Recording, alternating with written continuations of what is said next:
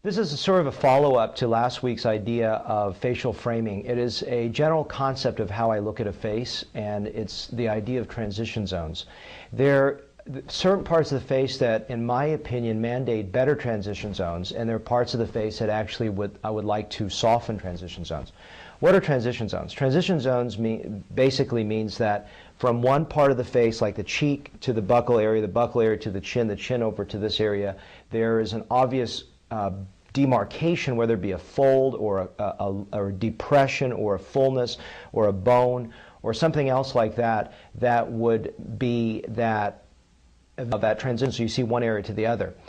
I think that the face should have minimal transition zones as we get older, and that's how one of the principal ways that rejuvenate a face is to take marked transition zones and unify the face so that the demarcation across here to here is less, from here to here is less, from here to here is less, but still leaving a little bit of the sculpted look that most women like, for example.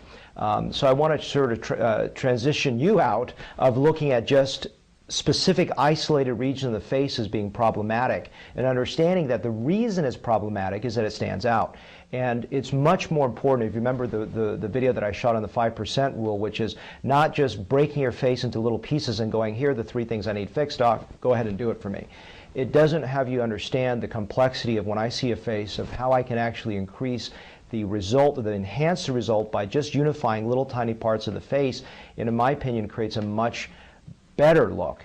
Now, where's an area of the face that, in my opinion, actually suffers from lack of transition? And that's actually lip augmentation. Let me explain that.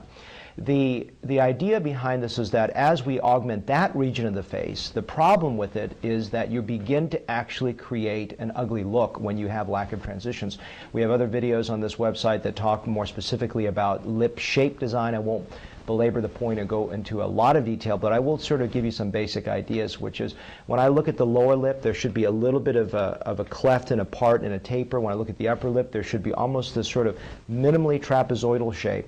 And what I try to do is have you understand that visual breaks and transition points in the lip is actually attractive. If you've seen this graphic here, this is a lady that she had a brow lift, facelift, cheek implant, eyelid procedure where there are multiple visual breaks because of actually the previous surgery. And I used fat transfer to rejoin the face. And then I built her lip using silicone microdroplets, and hopefully you can see that actually I created a better transition to the lip versus just these very thin lips.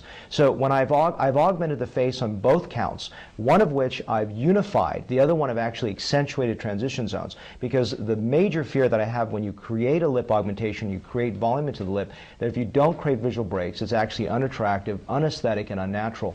So this is hopefully a good idea of having you understand when I unify transitions and when I actually try to articulate and accentuate transition zones of the face.